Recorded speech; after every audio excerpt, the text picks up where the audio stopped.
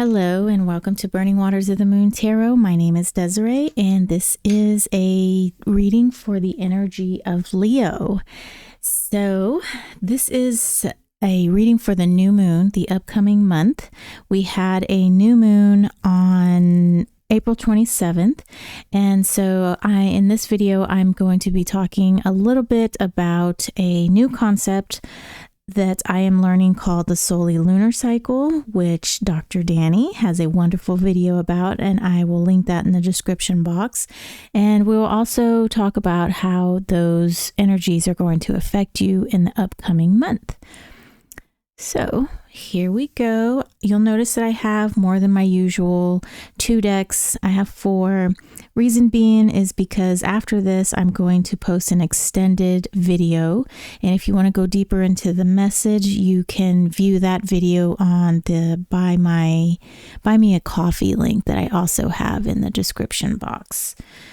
So let's go ahead and get started for you, Leo. I think we are going to use the Glimmer Walker Tarot. I did a flip through of this deck and I really like this deck. I love the colors.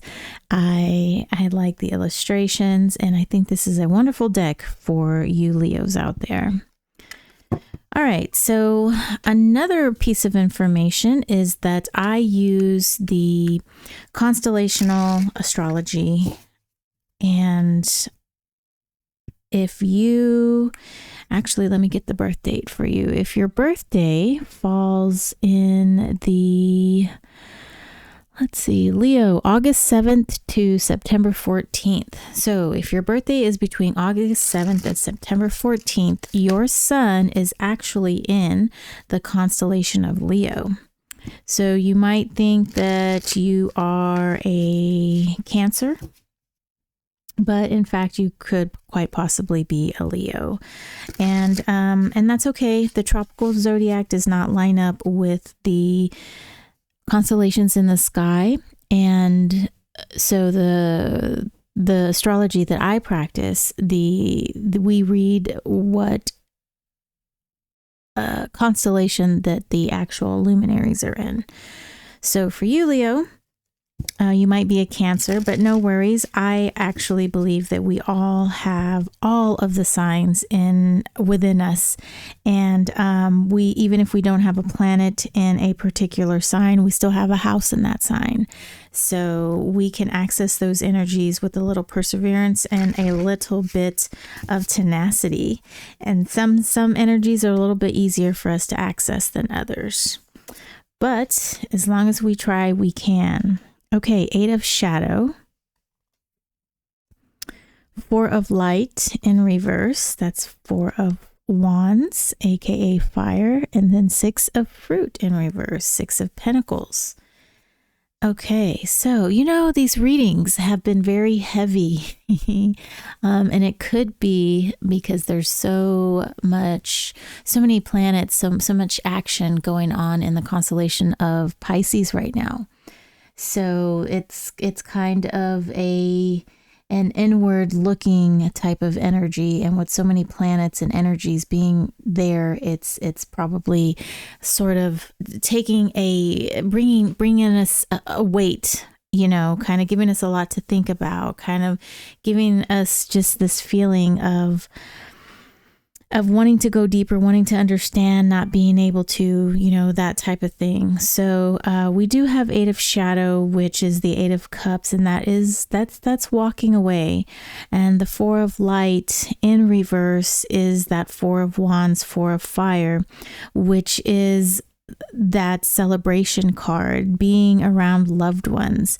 And then we also have the 6 of Fruit, which is the reciprocity, and some even say philanthropy, but it's the 6 of Coins, which is equal. It's balance, it's harmony. So what I'm getting here is there is a feeling of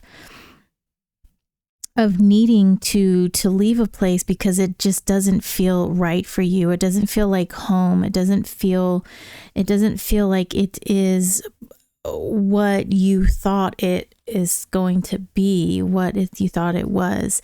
Let's dive a little bit deeper into this message. I was going to use my tattoo tarot, but I'm actually going to use the Baroque tarot by Lamucci. Now, this is a deck that has been out a while. I think this was one of my very first Kickstarter decks, one of the very first Kickstarters I backed, maybe the second. And I absolutely love this deck. I like this deck because I feel a Catholic vibe coming from it. I grew up Catholic and my family's Catholic, and even though I'm no longer a practicing Catholic, I still really feel at home with the imagery and the feeling of going into a Catholic church. I love it. I love the way it feels. I love the idolatry, and I love the ceremony of it as well. So I love Catholicism. All right, Ace of Pentacles in reverse for you, Leo, the Magician. And we've got the Empress. I like that. Page of Swords, Knight of Swords in reverse, Two of Wands, Five of Wands, Seven of Cups, and the Ace of Wands.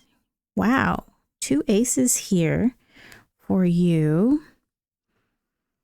Okay, let me look at this for a bit. We've got 2 major arcana, and then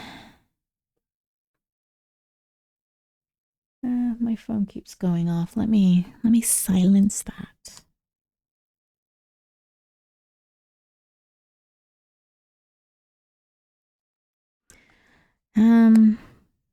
Okay, I do like that we have this Magician here and we have this Empress, because I feel like with this energy of wanting to walk away from something, needing to leave a certain situation for in search of something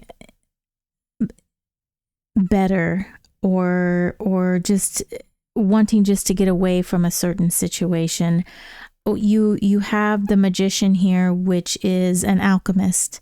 He can literally, turn coal into gold, right? And then we also have the Empress, which she pours her love and her adoration and all of her abilities into someone. She pours herself into something and gives it the love, the vitality, the energy that it needs to grow. So she gives something of herself in order for something else to take on a life and energy of its own. And so I really like that this, I think that this energy here is going to empower you. Now, I mentioned the solely lunar cycle, and basically what that is taking your birth chart and sort of and overlaying it over the chart for the new moon. So what we'll do is we see where your sun is when you were born. It was in the constellation of Leo, and then from that constellation, from that Leo, we will count the houses, and that will be house number 1, no matter what house it's in. If it's in the 12th house, we're going to start at house number 1. So whatever constellation, Dr. Danny tells us to use constellations, but we're actually like counting the houses going around, right? So that's going to be your first house. And then the next constellation, whatever house that's in, or that's going to be your second house. So whatever constellation that next one is in, that's your second house energy. Third house, all the way around to 12. So you're basically renumbering the houses. Okay. So in your case, this Aries new moon was in your 9th house. And that is an energy of expansion. It could be the energy of even like writing a book or something like that. And Oh shoot, I should have grabbed my water from downstairs. It's higher mind. It can be travel, also religion, and it's just empowering yourself with the mental energy. And I really like that, in that we have this Page of Swords here, because this Page of Swords is the energy of diving into something new and discovering things on an intellectual level. And I actually really like that our Knight of Swords is in reverse, because this knight is he's excited and he's ready to get in there. And he kind of just goes, he gets the idea in his head and he runs with it, right? Without even forethought or an afterthought.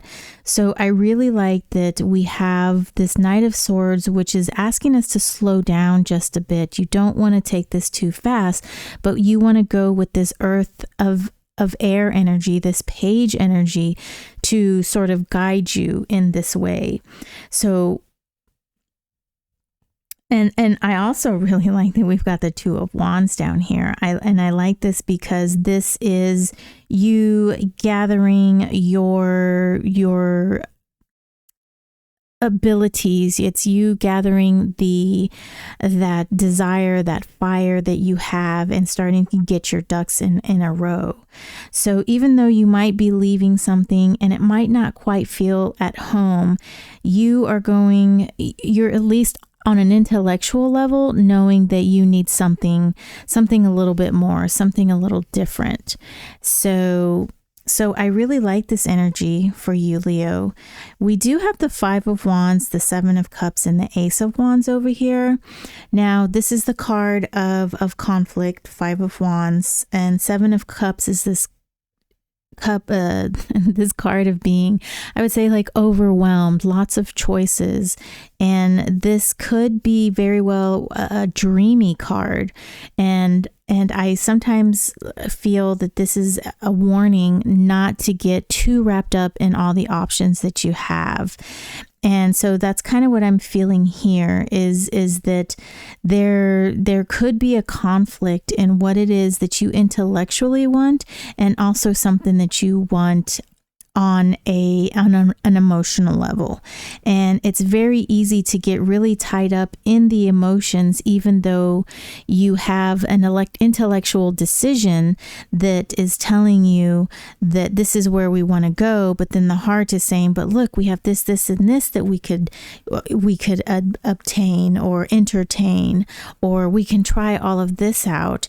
And so what happens is when there's a conflict of like the heart and the mind, there can be like this mind tornado, or where you're just kind of going back and forth with yourself and really trying to figure something out. And it'll put us in a spot of analysis paralysis. And we don't want to get there, though, because this page is he's very careful, but he's very, what is that word? I'm sorry, you guys. I am going through perimenopause, and sometimes words just escape my mind. Like, it's like I can't even think of it. And it's driving me nuts. And I'm trying to self-medicate, aka, taking supplements and stuff, and trying to get myself back on track. But, the alternative is hormone therapy. So anyway, so that's why there's lots of what's the word? And so we have this page energy here, and he's decisive, but he's very explorationary. I love my little words that I make up. I don't even know if explorationary is a word, but you put an airy on something, then it makes it a word. And then another thing that I really like here is the Ace of Wands. I feel like this is something, overall, this is going to catapult you into the next realm. And so the idea here is to really focus on the higher mind, the higher learning, the higher thought process, the higher aspect of yourself. Okay, because the next month, your new moon, okay, so if you're in the 9th house now, your new moon is going to be in the 10th house. And that is like your career, how you are forward facing into your community, how your community feels about you, and just the outside world, how you're projecting yourself to the outside world. So what you can do here during this month is really get a full understanding of who you actually are, who you after you remove yourself from whatever situation it is that you feel that you need to leave because it's not at home, it's not balancing, you can alchemize that idea, and then you can start turning it into something into your physical world and projecting that out into your community, out into the public domain, right? So that's why I really like this Ace of Wands here for you, Leo. It's giving you that extra spark that you need. And I really like that we have this combination of the Magician page with the Empress, 2 of Wands, and the Ace of Wands.